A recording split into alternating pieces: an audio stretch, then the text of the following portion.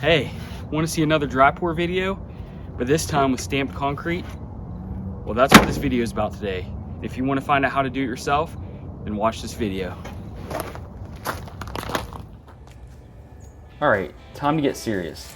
By serious, I mean slightly serious because everyone thinks dry pour is a joke. So since they think it's a joke, let's tell a joke about dry pour. Why doesn't dry pour concrete trust water? Because it always dilutes the situation. Let's see if we can make this serious. We're building a foundation for a set of deck stairs, so let's make sure it's level, sturdy, and most importantly, square. First, we need to set up our form, and a form is simply something that holds in the concrete till it dries. So let's make sure it's exactly where you want it to be before you start adding the concrete. Now grab your measuring tape because we're about to do some precision work. Measure twice, cut once, or measure once and hope for the best. But seriously, take the time to check that everything is straight. You don't want your deck stairs looking like they're leaning to one side like that one uncle at a family gathering. But anyway, put some stakes in the ground to hold your form. When you start putting in the concrete, the form can and will shift, so you need to mount it securely. Next, grab your level and make sure the top's level, no hills, no valleys. I suggest putting the concrete bags in the form and opening them there so you don't spill the concrete everywhere. Dump all the bags out into the form until it's almost level to the top.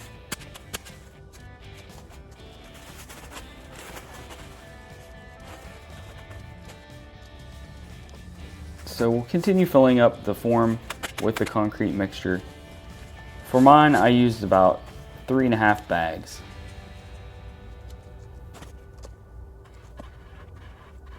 So the board that I'm using to drag across the top is called a screed board.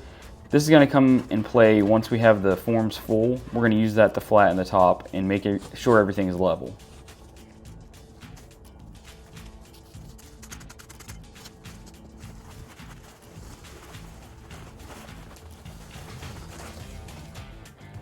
Okay, now that we've got our dry pour concrete mix in place, it's time to move on to the next step, screeding.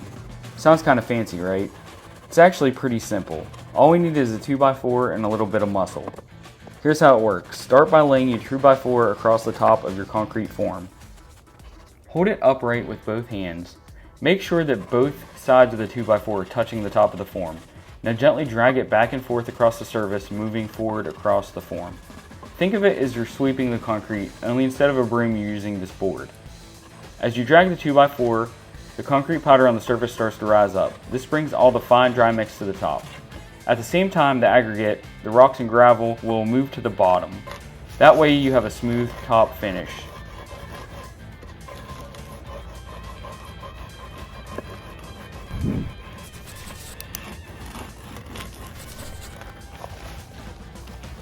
This is just a little trick that I haven't seen others use to get a good finish on your concrete slab. Using the sifter removes the larger aggregate and leaves behind a fine, smooth layer of concrete powder at the top of the surface. All you need to do is gently shake it side to side, letting the fine concrete powder fall through while the larger stones stay in the sifter. This helps remove the coarse aggregate from the surface. This leaves behind a nice, smooth layer of finer material that will make your slab look super clean. You'll get a finer, more uniform surface layer that's perfect for stamped decorative finishes like we're going to do.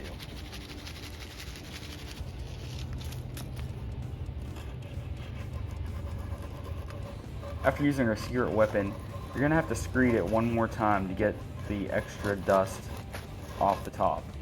So just do this slowly and go from one side to the next, and then you're going to be ready to do the edging.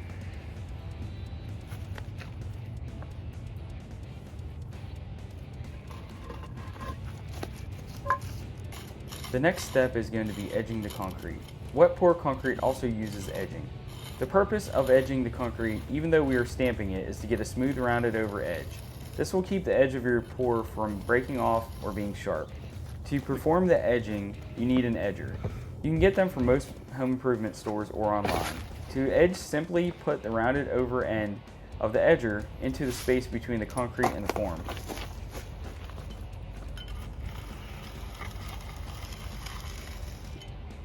Try to keep it at a slight angle, but keeping it also level as you drag across the concrete. This will give you a smooth finish on the edge and on the top of the concrete.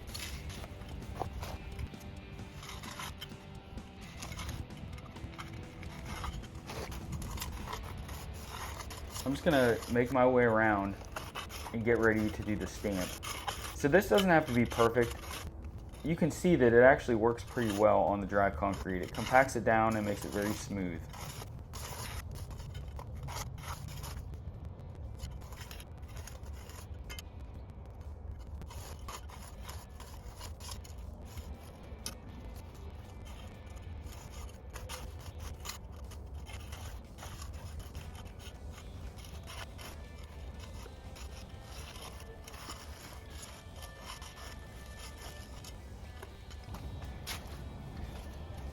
Now we're going to stamp the concrete.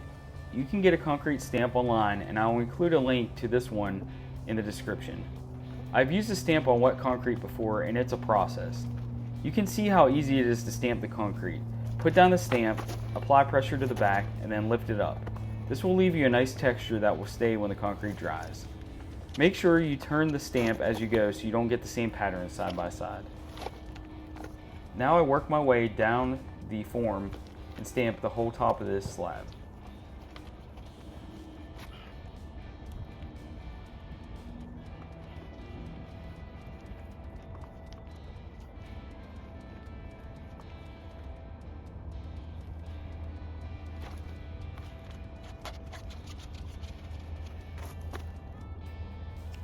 I experimented a bit and stood on the stamp to see if it would make the impressions deeper. It doesn't seem to really affect anything, so I think just using your hands and pushing down on the stamp is good enough.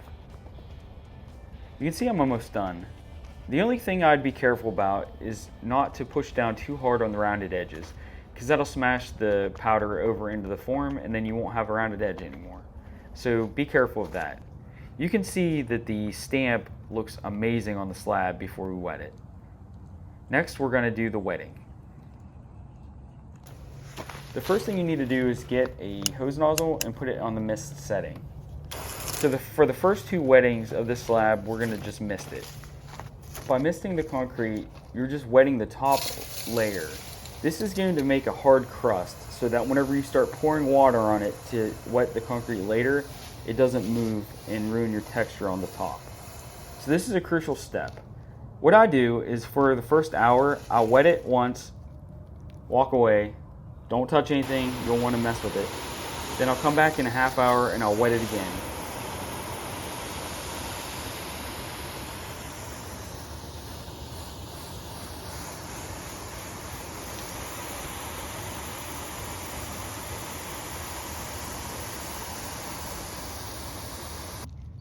So once you mist it 2 times in the first hour, you're going to wait about another hour. Let the top get hard. Then you're going to drench the entire slab. So there's a watering schedule that some others came up with, but I kept it simple. So the depth of my slab was 3.5 inches to the top. So what I did was I just watered it every hour for 3 hours. So 3 inches of thickness. Once an hour, I watered the top. And then I let it sit. I actually let it sit for 2 whole days before I touched it. You can do the same thing to get the best results.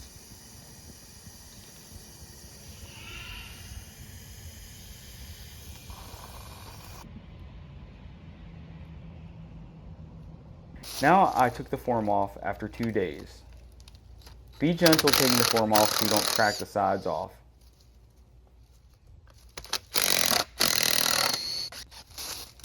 It should be pretty hard by now. Mine was. So I took off the sides, and make sure when you do the form you make it so it's easy to take off. Sometimes the concrete will go over the side and it'll kind of lock it in there. So you can see I just worked my way around until I had all the sides off. The top has the texture to it. The sides look pretty good. That's the back. It's cured the whole way through. I showed you the front, it was cured the whole way through. Now this is from the side. I think it turned out great. Well, there you have it. That's how you do a dry pour concrete and add texture to it. Next time someone tells you that dry pour concrete can't be done, simply just show them this video and the many other videos on YouTube that prove that it can be done. Well, anyway, thanks for watching, and we'll see you on the next one.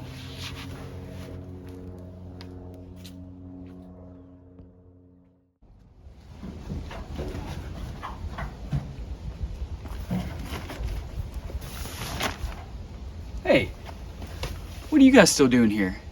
I thought I told you I'll see you later on the next one. If you're just gonna stand around and not help me do anything, you could at least watch one of these other videos and learn how to do something. Right here. Yeah. See you later.